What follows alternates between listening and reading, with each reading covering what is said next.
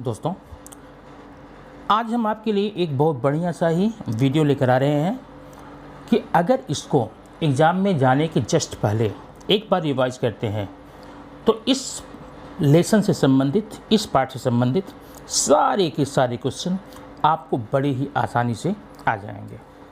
ये है साइंस का लेसन। आप पता है कौन सा है? लेसन बहुत ही इम्पॉर्टेंट है। यह आप कक्षा 8वीं, 9वीं, 10वीं तीनों में पढ़ते हैं। आगे कक्षाओं में भी आपको ये बहुत ही लाभदायक होता है, बहुत लाभ पहुंचाता है।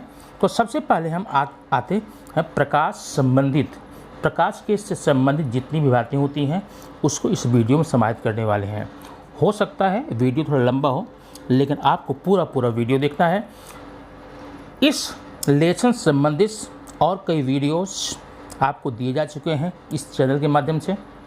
आज का ये जो वीडियो है यह प्रश्न उत्तर के माध्यम से आपको दिया जाएगा, क्वेश्चन आंसर के माध्यम से। पाठ्य पुस्तक का संपूर्ण हल कक्षा 10वीं, लेकिन ध्यान रखना ये 9th और 8th दोनों के लिए भी ज़रूरी है। आइए हम देखते हैं इसमें क्या हम कर सकते हैं। लेसन का नाम है प्रकाश का परावर्तन। पहले हम इसमें बड़े प्रश्नों को देखेंगे कि बड़े प्रश्न क्या हैं और उसके आंसर नीचे दिए गए हैं। बहुत सिंपल हैं। आप जैसे जैसे वीडियो देखते जाएंगे वैसे वैसे आपका ये कन्फर्म होता जाएगा, पक्का, श्योर एंड सर्टेन, क्योंकि चैनल का नाम यह है श्योर सक्सेस इन स्टडीज़। अगर आप इस चैनल को लगातार देखते रहते हैं, स्टडीज़ में सक्सेस मिलना तय है। आइए हम वीडियो ज़्यादा बात को लंबा न करते हुए वीडियो पे आते हैं। क्वेश्चन नंबर 1 देखिए, प्रकाश के परावर्तन से क्या अभिप्राय है? प्रकाश के परावर्तन से आप क्या समझते हैं उसको आपको यहाँ पर बताना है, ठीक है। तो सबसे पहले देखिए, प्रकाश के परावर्तन से क्या अभिप्राय है, इससे संबंधित परिभाषाएं दीजिए। तो अब यहाँ पर आपको दिया गया है, देखिए उत्तर है आपका यहाँ पर। जब प्रकाश की किरण एक माध्यम से चलती हुई किसी चमकदार तल से आपतित होती है और टकरा करके पुनः उसी माध्यम मतलब जिस माध्यम से आई हुई है उसी माध्यम में वापस लौट जाती है, इसे हम कहते हैं प्रकाश का परावर्तन। या आप इसको यूँ बोल सकते हैं, प्रकाश की किरणों द्वारा किसी चमकदार तल से टकरा करके पुनः उसी माध्यम में वापस आने की प्रक्रिया को, घटना को हम प्रकाश परावर्तन का नाम देते हैं। अब इसके लिए आपको इस फिगर समझना पड़ेगा कि कैसे आपका ये फिगर यहाँ पर है। आप देखिए, ये है आपका दर्पण, परावर्तक तल है। इसमें ऊपर का भाग जो ये है पॉलिश किया गया हुआ है, नीचे का भाग चमकदार है। अब एक किरण ये आती है, देख रहे हैं यहाँ पर, ये परावर्तक तल से टकराती है। इस आने वाली किरण को आपतित किरण बोलते हैं। और अभिलंब, ये अभिलंब है, अभिलंब और आपतित किरण के बीच बनने वाले कोण को आपतन कोण बोलते हैं। इसको आई से दिखाते हैं, साइन आई। और ये किरण जब यहाँ टकराती है, देखिए अभिलंब के इस तरफ से परावर्तित होकर के उसी माध्यम में, मतलब जिस माध्यम से गया था उसी माध्यम में वापस लौट जाता है। इस वापस लौटने वाली किरण को परावर्तित किरण बोलते हैं। इस परावर्तित किरण और अभिलंब के बीच बने हुए कोण को परावर्तन कोण बोलते हैं। इसे आर से दिखाते हैं, ठीक है। इस प्रकार से ये होती है अभिक्रिया प्रक्रिया, किसके? दर्पण के द्वारा, समतल दर्पण के द्वारा। अब हमें यह पढ़ना है, आप बताना है कि समतल दर्पण से परावर्तन के कौन से नियम है। यहाँ पर 2 नियम आप याद रखें। आप पहले यहाँ पर आ जाइए, मैं यहाँ बताता हूँ। देखिए, पहला नियम आपका है, आपतित किरण और परावर्तित किरण अविलंब के विपरीत तरफ होते हैं। आप ऐसे बोल सकते हैं, या इसको यूँ बोल सकते हैं, आपतन कोण और परावर्तन कोण। ये है आपतन कोण है और ये है परावर्तन कोण। ये दोनों अविलंब विपरीत तरफ होते हैं। या यूँ कह सकते हैं कि आपतन कोण और परावर्तन कोण का मान बराबर होता है, माने sine i equal to sine r. ये आपका पहला नियम हो गया। दूसरा नियम क्या बोलता है, एकदम साफ साफ देखिए, आपतित किरण ये अभिलंब और परावर्तित किरण ये एक ही प्रतल में अवस्थित होते हैं, स्थित होते हैं। ये दो नियम आप याद रखिएगा, ये दो नियम है परावर्तन के हैं। पहला है आपतन कोण और परावर्तन कोण का मान हमेशा बराबर होता है। दूसरा है आपतित किरण, परावर्तित किरण और अभिलंब तीनों एक ही प्रतल में होते हैं। इस प्रकार से प्रकाश के परावर्तन संबंधित और प्रकाश के परावर्तन के नियम संबंधित बातें आपने यहाँ पर सीखी। आइए देखते हैं क्वेश्चन नंबर 2। प्रकाश के परावर्तन के नियम लिखिए। अभी आपने पढ़ लिया है प्रकाश का परावर्तन नियम, अब यहाँ पर फिर लिखा गया, देख लीजिए। पहला नियम है तल के अभिलंब और आपतित किरण के बीच बना कोण परावर्तित किरण और तल के अभिलंब के बीच, माने साइन आई बराबर साइन आर, माने आपतन कोण बराबर परावर्तन कोण। और दूसरा नियम था आपका आपतित किरण, अभिलंब और परावर्तित किरण तीनों एक ही प्रतल में होते हैं। ये तो आपका पहला नियम आपका हो गया, आपने यहाँ पर देखा था पहले। फिर इसी में एक प्रश्न है, पार्श्व उत्क्रमण से क्या समझते हैं? अंग्रेजी के किन अक्षरों में पार्श्व उत्क्रमण होता है? अब ये समझने के पहले आपको एक बात देखनी पड़ेगी। अभी आप दर्पण के सामने खड़े होइए, तो आपका जो बायां हाथ है वो प्रतिबिंब में दायां दिखता है और जो दायां हाथ है वो बायां दिखता है। मतलब लेफ्ट राइट दिखता है और राइट लेफ्ट दिखता है। इसमें आपका पार्श्व साइड चेंज होता है, इसको कहते हैं पार्श्व परिवर्तन अथवा पार्श्व उत्क्रमण। ठीक है, अब उसके लिए आप यहाँ पर देख सकते हैं, अगला क्वेश्चन है पार्श्व उत्क्रमण में कौन कौन अक्षरों का नहीं होता। अब कौन कौन अक्षरों का नहीं होता आप यहाँ पर देख सकते हैं। ये अभी देखिए, मान लो यह दर्पण आपका है, ये दर्पण है। यहाँ पर अगर मैं बी बनाता हूँ बी, तो आपको इस तरफ का बी जो है ऐसा दिखेगा, ऐसा, माने लेफ्ट राइट हो जाता है और राइट लेफ्ट हो जाता है। लेकिन अगर मैं ए बनाऊँ तो ए ही दिखेगा, आई बनाऊँ तो आई ही दिखेगा। यहाँ पर दिया है A H I M T U V W X Y, इन अक्षरों में पार्श्व उत्क्रमण नहीं होता है, बाकी सब में होता है। ठीक है, अब प्रश्न नंबर अगला देखने के पहले अगला क्वेश्चन देखिए बच्चों, गोलीय दर्पण किसे कहते हैं और कितने प्रकार का होता है, प्रत्येक का उपयोग लिखना है। बहुत सिंपल सी बात है। गोलीय दर्पण किसी खोखले गोले का वह भाग, अभी खोखले गोले का वह भाग बताने के लिए मैं आपको एक फिगर देता हूँ। ये है गोला, ठीक है, ये खोखला गोला है, हमने इसको यहाँ से काट लिया। अब देखो ये ऐसा हो गया, ठीक ना। अब इसके अगर एक भाग को मैं पॉलिश कर दूं, अगर इसको कर दूं पॉलिश, ये ऊपर वाला, तो ये भाग परावर्तक हो जाएगा। और अगर नीचे वाला भाग मैं पॉलिश कर दूं तो ऊपर का भाग परावर्तक हो जाएगा। तो जब परावर्तक हो जाएगा ये दर्पण काम करेगा। चूँकि गोलाकार है, इसे खोखले गोले का हिस्सा है, इसलिए इसे हम गोलीय दर्पण कहते हैं। परिभाषा देखिए, गोलीय दर्पण कांच के खोखले गोले का काटा हुआ वह भाग होता है जिसके एक भाग पर कलई होती है, या मत बोलिए चलेगा, जिसका एक भाग परावर्तक हो उसे हम गोलीय दर्पण कहते हैं। मतलब किसी खोखले गोले का वह हिस्सा जिसका एक भाग परावर्तक हो उसे हम गोलीय दर्पण कहते हैं। अब ये गोलीय दर्पण दो प्रकार का है, एक है अवतल दर्पण और एक है उत्तल दर्पण।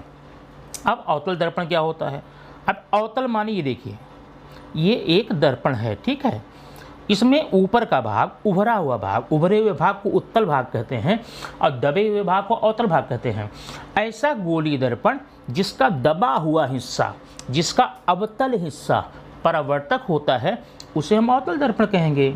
और इसके अपोजिट में चले जाओ, ऐसे सारे दर्पण, जब यह बना देता हूँ, ऐसे सारे दर्पण जिसका, ये देखिए पॉलिश किया गया, ये जिसका उठा हुआ भाग, जिसका उत्तल भाग परावर्तक होता है उसे हम उत्तल दर्पण कहते हैं। इस प्रकार से गोलीय दर्पण परिभाषा हो गई, आप यहाँ देख सकते हैं। और गोलीय दर्पण परिभाषा के साथ साथ प्रकार कौन कौन से हैं, उनके प्रकार विशेषता क्या होगी, ठीक है। अब आगे देखिए, अवतल दर्पण का उपयोग कहाँ कहाँ होता है, इसे आप याद रखिए, बड़ा इंपॉर्टेंट क्वेश्चन होता है। बड़ी फोकस दूरी और बड़े द्वारक का अवतल दर्पण दाढ़ी बनाने के काम में आता है। जो सैलून में दर्पण होता है वह अवतल दर्पण होता है, ठीक है। मनुष्य अपने चेहरे को दर्पण के ध्रुव और फोकस के बीच रखता है।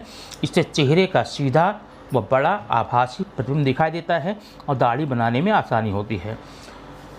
जो दंत चिकित्सक होते हैं, दांत का ट्रीटमेंट करते हैं, उनके यहाँ भी यही दर्पण होता है। आँख का इलाज करने वाले, दांत का इलाज करने वाले, नाक कान गले का इलाज करने वाले सारे डॉक्टर्स के पास में अवतल दर्पण ही होते हैं।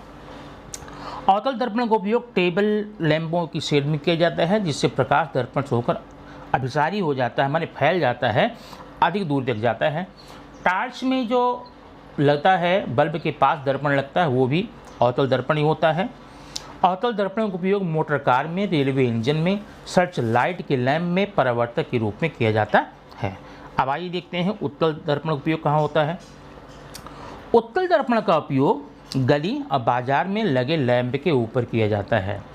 प्रकाश दर्पण से परावर्तित होकर के अपसारी किरण पुंज के रूप में चलता है और अधिक क्षेत्र में फैलता है। दूसरा है उत्तल दर्पण का उपयोग मोटर कार में ड्राइवर की सीट के पास लगता है। इससे ड्राइवर पीछे आने वाले व्यक्ति और गाड़ी के प्रतिबिंब को बड़ा देखता है, ठीक आसानी से देखता है।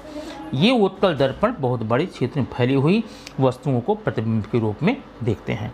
ओके, चलिए ठीक है। अब आपने दर्पण के बारे में देख लिया। आइए हम देखते हैं दर्पण से संबंधित परिभाषाएं कौन कौन सी हैं। अब परिभाषा आप देखिएगा, मैं यहाँ पर एक फिगर बना देता हूँ आपको बताने के लिए केवल, ठीक है। देखिए, ये है एक दर्पण, ठीक है, अवतल दर्पण है। पहले आपको पढ़ना है दर्पण का ध्रुव। दर्पण का ध्रुव क्या होता है? गोलीय दर्पण के परावर्तक तल के मध्य बिंदु को दर्पण का ध्रुव कहते हैं। मतलब ये है परावर्तक तल, इसका मध्य बिंदु, ये लगभग ना, यहाँ पर मैं थोड़ा सा ये चेंज कर देता हूँ। ये भाग, ये क्या है? ध्रुव है। इसको हम P से दिखाते हैं, याद रखना। या तो यूं ही बोलना, गोलीय दर्पण के पृष्ठभाग के मध्य बिंदु को, गोलीय दर्पण के पृष्ठभाग के मध्य बिंदु को, या गोलीय दर्पण के परावर्तक तल के मध्य बिंदु को ध्रुव कहते हैं। इसे हम P से दिखाते हैं, ठीक है। तो आपका हो गया पहला। दूसरा है मुख्य अक्ष। मुख्य अक्ष क्या होता है? दर्पण के केंद्र और ध्रुव को मिलाने वाले, दर्पण केंद्र यहाँ पर ये है, ये देखा, सी, ठीक है। इसको मिलाने वाली रेखा को हम कहते हैं मुख्य अक्ष। वक्रता त्रिज्या क्या होती है? इसे वक्रता केंद्र और ध्रुव के बीच की दूरी को वक्रता त्रिज्या कहते हैं। इसे R से दिखाते हैं, सीधी बात होती है। अगला है वक्रता केंद्र। ये देखिए C जो दिखाया है, कोई गोलीय दर्पण जिस खोखले गोले का हिस्सा होता है उसका केंद्र, जिस गोले से लिया गया उसका केंद्र ही दर्पण का वक्रता केंद्र कहलाता है। इसे C से दिखाते हैं। अगला है मुख्य फोकस। अब मुख्य फोकस क्या है? मुख्य अक्ष के समांतर आने वाली प्रकाश की किरणें परावर्तन के पश्चात, ये परावर्तन हो गया ना, देखिए थोड़ा मैं फिर भी बनाता हूँ यहाँ पे। ये आपका है, ये गोलीय दर्पण है, ये C है, ये P है। यहाँ देखिए, मुख्य अक्ष के समांतर आने वाली प्रकाश की किरणें परावर्तन के पश्चात मुख्य अक्ष को जिस बिंदु पर काटती हैं उसे हम मुख्य नाभि कहते हैं या मुख्य फोकस कहते हैं। इसे कैपिटल F से दिखा देते हैं। अब फोकस दूरी क्या है? ये आप जानते हैं P है। P और F के बीच की दूरी को फोकस दूरी कहते हैं। इसे हम F से दिखाते हैं। किससे? F से। ओके। अब फोकस तल, अब फोकस तल के लिए आप देखेंगे यहाँ पर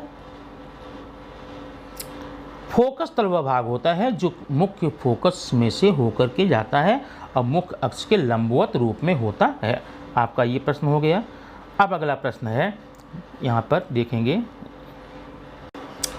गोलीय दर्पण प्रतिबिंब बनाने में कौन कौन से नियम सहायक होते हैं। आप आसानी से देख सकते हैं, आराम से मैं बताता हूँ। ये फिगर आप देखिए, आपका है यहाँ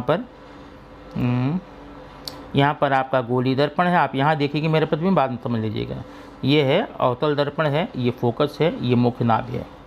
नियम नंबर 1, मुख्य अक्ष के समांतर आने वाली प्रकाश की किरणें परावर्तन के पश्चात मुख्य नाभि से होकर जाती हैं। ठीक है, ये यफ एक नियम हो गया। पहला नियम क्या है? मुख्य अक्ष के समांतर आने वाली प्रकाश की किरणें परावर्तन के पश्चात मुख्य नाभि से होकर जाती हैं। ये नंबर 1 हो गया। दूसरा नियम इसका उल्टा बोलिए। अब यहाँ पर मैं भी बनाता हूँ एक फिगर। ठीक है, ये है यफ है। मुख्य नाभि से, ये देखिए, मुख्य नाभि से होकर आने वाली प्रकाश की किरणें परावर्तन के पश्चात मुख्य अक्ष के समांतर जाती है। 2 हो गए। तीसरा है सी से होकर आने वाली प्रकाश किरणें बिना परावर्तित हुए उसी मार्ग से पुनः वापस विपरीत दिशा में लौट जाती है। ठीक है, तो ये आपका है, यहाँ पर नियम दिया गया है। पहले आप देख सकते हैं फिगर नंबर 1 है। यहाँ पर फिगर नंबर 1 में प्रकाश किरण आई है मुख्य अक्ष से समांतर, इसका परावर्तन हुआ है तो ये मुख्य नाभि से होकर जाती है। तो नियम आपको याद हो गया होगा। पहला नियम क्या हो गया? मुख्य अक्ष के समांतर आने वाली प्रकाश की किरणें परावर्तन के पश्चात मुख्य नाभि से होकर जाती हैं। या मुख्य नाभि से अगर हम उत्तल दर्पण लें तो ये देखिए मुख्य अक्ष के समांतर आ रही है, परावर्तन इधर हो रहा है, तो लगता है कि ये मुख्य नाभि से होकर आती है। तो आप कैसे बोलेंगे साथ में? अगर देखिए अवतल दर्पण बोलते हैं ना, तो ऐसा बोलिए, अवतल दर्पण में मुख्य अक्ष के समांतर आने वाली प्रकाश किरणें परावर्तन के पश्चात मुख्य नाभि से जाती हैं। और उत्तल दर्पण में मुख्य अक्ष के समांतर आने वाली प्रकाश किरणें मुख्य नाभि से आती हुई प्रतीत होती है। ठीक है, दोनों का अलग अलग है। दूसरा है उल्टा बता दिया मैंने। उल्टा इसका अपोजिट क्या करेंगे? मुख्य नाभि से होकर आने वाली प्रकाश किरणें परावर्तन पश्चात मुख्य अक्ष से समांतर जाती हैं। और जो किरणें सी से आएंगी, ये देखिए सी से होकर आने वाली प्रकाश किरणें पुनः विपरीत दिशा में वापस लौट जाती हैं, इसका परावर्तन नहीं होता। ठीक है, ये तो आपके 3 नियम हो गए प्रकाश संबंधित। ठीक है, अभी आपको यहाँ पर देखना है कि प्रतिबिंब अगर हम दर्पण के भिन्न भिन्न हिस्से पर, वक्रता केंद्र पर, ध्रुव पर या फिर फोकस बिंदु पर रखें तो कहाँ बनता है? तो यहाँ देखिए, आप इसको याद कर लीजिए। अनंत दूरी पर, पहला प्रश्न है, अगर अनंत दूरी पर हम अनंत दूरी पर हम वस्तु को रखें, ये देखिए, तो प्रतिबिंब कहाँ बनेगा? अनंत दूरी पर रखी गई वस्तु का प्रतिबिंब दर्पण के मुख्य नाभि पर बनेगा। अत्यंत छोटा, उल्टा और वास्तविक, याद रखना 4 वर्ड हैं। अगर अनंत में रखेंगे वस्तु को तो बनने वाला प्रतिबिंब जो है मुख्य नाभि पर बनेगा। आसान हो गया। कैसा रहेगा? उल्टा रहेगा। और जो उल्टा रहेगा पक्का वास्तविक बोलिएगा, वास्तविक रहेगा और छोटा रहेगा। ठीक है, प्रश्न नंबर 2। प्रश्न नंबर 3 है, अगर वस्तु वक्रता केंद्र और अनंत के बीच रखा जाए, वक्रता केंद्र ये है, अनंत आगे है, यहाँ रखा जाए, तो इसका बनने वाला प्रतिबिंब, ध्यान देना, वक्रता केंद्र और फोकस के बीच बनेगा, छोटा बनेगा, उल्टा बनेगा, वास्तविक बनेगा। प्रश्न नंबर 3, अगर हम वक्रता केंद्र पर ही रखें वस्तु को तो प्रतिबिंब कहाँ बनेगा? आप यहाँ देख सकते हैं, वक्रता केंद्र पर रखी गई वस्तु का प्रतिबिंब वक्रता केंद्र पर ही बनेगा, उल्टा बनेगा, समान ऊंचाई का बनेगा, लेकिन वास्तविक बनेगा। ठीक है। प्रश्न नंबर 3, यदि वस्तु मुख्य फोकस और वक्रता केंद्र के बीच रखा जाए, पहले आप पढ़ चुके थे, जब सी के परे रखा गया था, सी के बाहर रखा गया था तो मध्य में बना था। अब यहाँ मध्य में है, किसके मध्य में है? सी और एफ के बीच में। सी और एफ के बीच में रखी गई वस्तु का प्रतिबिंब सी के परे बनेगा, उल्टा बनेगा, वास्तविक बनेगा और बड़ा बनेगा। ठीक है। प्रश्न नंबर 5, वस्तु मुख्य फोकस पर रखी जाए तो कहाँ बनेगा? मुख्य फोकस पर प्रतिबिंब कब बना था? जब आपने अनंत में रखा था। इसका मतलब उल्टा होगा यहाँ पे। मुख्य नाभि पर, मुख्य फोकस पर रखी गई वस्तु का प्रतिबिंब अनंत में बनेगा, उल्टा बनेगा, वास्तविक बनेगा और काफ़ी बड़ा बनेगा। अगला है वस्तु ध्रुव और मुख्य फोकस के बीच रखी जाए, पी और एफ के बीच। ये देखिए यहाँ पर पी और एफ के बीच रखी गई वस्तु प्रतिबिंब, ध्यान देना पहली बार यहाँ हो रहा है कि दर्पण के पीछे बनेगा, सीधा बनेगा, और सीधा बनेगा तो काल्पनिक बनेगा, सीधा बनेगा काल्पनिक बनेगा और वस्तु से बड़ा बनेगा। ठीक है, इस प्रकार से ये प्रश्न आपका हो गया कि प्रतिबिंब कैसे बना होता है। अभी आपको यहाँ पर देखना है दर्पण का सूत्र। दर्पण सूत्र आपके सामने दिया गया है, स्थापित आपको नहीं करना है, सीधे आप याद कर लीजिए 1/u + 1/u = 1/f। अब यहाँ समझ लीजिए क्या है,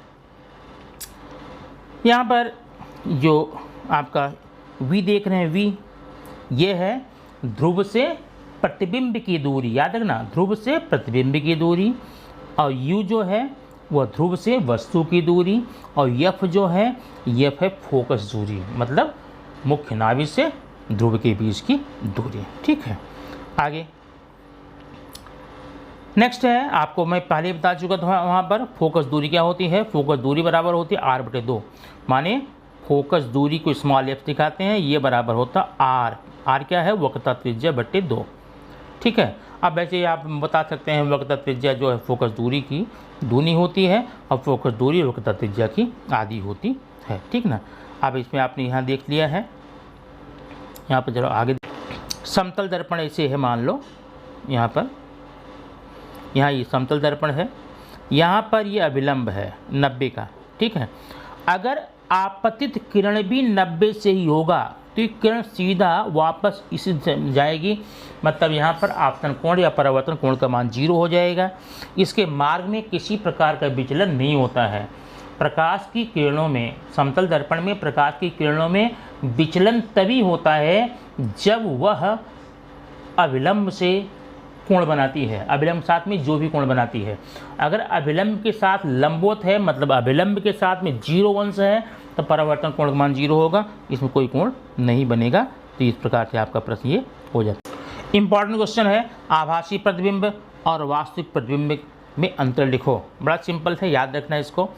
आभासी प्रतिबिंब पर्दे पर नहीं लिया जा सकता, ध्यान रखना। पहला, आभासी प्रतिबिंब को पर्दे पर नहीं लिया जा सकता है, जबकि वास्तविक प्रतिबिंब को पर्दे पर लिया जा सकता है। नंबर 2, आभासी प्रतिबिंब वस्तु के सापेक्ष सीधा बनता है, जबकि वास्तविक प्रतिबिंब वस्तु के सापेक्ष उल्टा बनता है। ठीक है, अब आगे का क्वेश्चन आप देखेंगे, ये हम बता चुके हैं।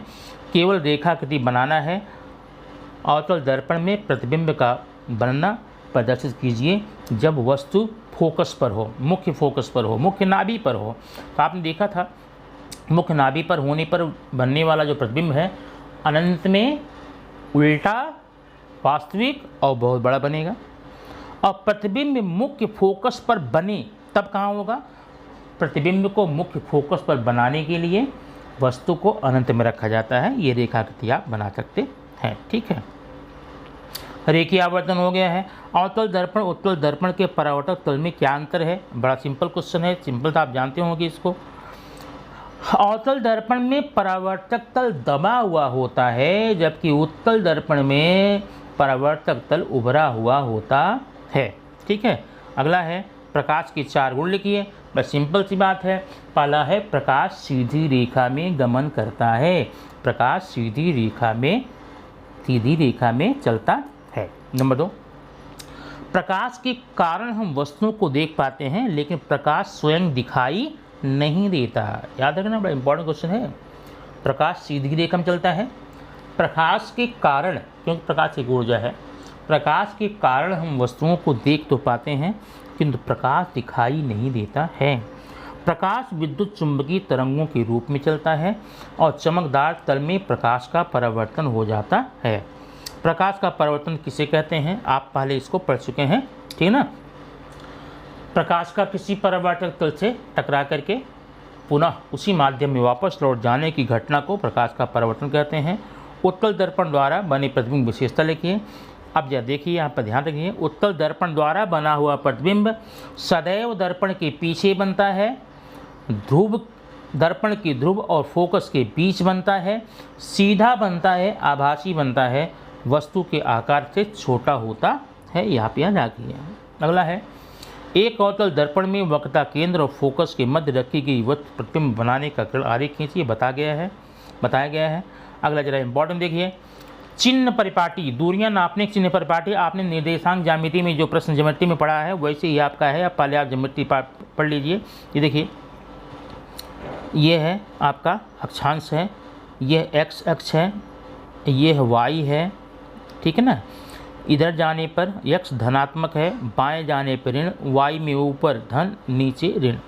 यही चीज़ आपको यहाँ पर दर्पण के संबंध में देखनी है। नंबर 1, दर्पण प्रकाश किरणें सदैव बाईं ओर से डाली जाती हैं ना, याद रखना।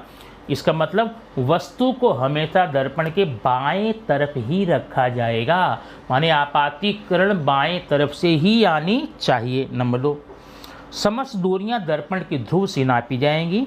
दर्पण के ध्रुव से बाएं की तरफ नापी गई दूरी ऋणात्मक और दाएं नापी गई दूरी धनात्मक होती है, और मुख्य अक्ष के ऊपर नापी गई दूरी धनात्मक और नीचे नापी गई दूरी ऋणात्मक होती है। बराबर है। आपतित किरणों के विपरीत दिशा में नापी गई दूरी, ये बता दिया आपको, यही इतना है, ठीक है। अभी अगला प्रश्न है, गाड़ियों की हेडलाइट में अवतल दर्पण क्यों लगा होता है? गाड़ियों की हेडलाइट में अवतल दर्पण परावर्तक के रूप में होता है।